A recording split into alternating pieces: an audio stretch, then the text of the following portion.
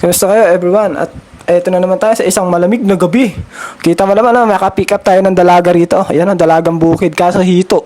Tangin na. Ayan, puro kalokohan kasi. So ayan, oh, na-flat na naman motor niya. Motor niya yan, yung na-flat na yan. Eh paano, sobrang kalokohan. Tapos napakagigilas talaga niya mga bata na, no? At dito, pupunta kami sa aming tambayan paggabi.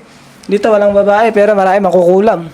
Kaya kailangan puro lalaki lang kayo dito at medyo ano tong liblib tong lugar na to eh. Only ano lang to eh. Only professional ang nakakapunta dito. At syempre, medyo malayo to. Lagpas pa to ng banal na bundok. Ito ang tambayan ng mga gamo-gamo. Pag may ilaw, may gamo-gamo. Eh, komo kami, parang gamo-gamo na rin. So, ayun. Dito na lang kami nagpapalipas ng gabi at kami ay nagbibili ng mga pagkain at dito rin kami sa shadow boxing. Yun, no? Talaga naman, no?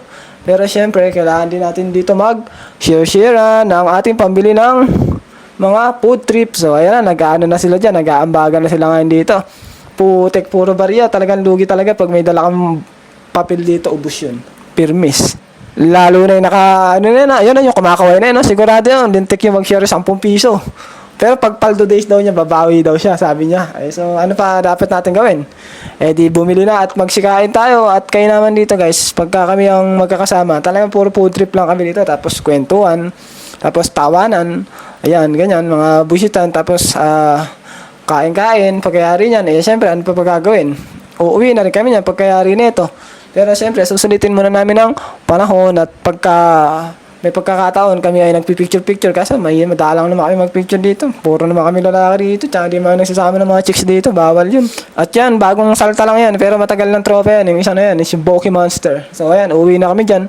At dito, andito na ulit kami sa bahay. Siguro mag-aano na dyan, magte-10:30 na. Hindi kami nagpapadilim ng gabi doon ng mga madaling araw kasi delikado doon eh. Kaya hanggang alas 10 na kami. Tapos dito na lang kami sa bahay nagkakape.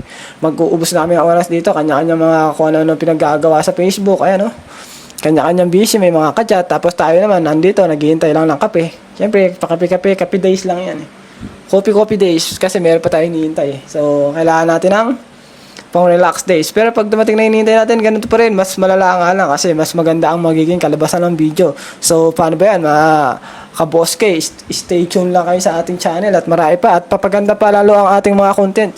Sa ngayon kasi medyo tight pa at kasi medyo meron pa tayong dinadalang heavy. Pero sa susunod napakaganda na nito, promise yan.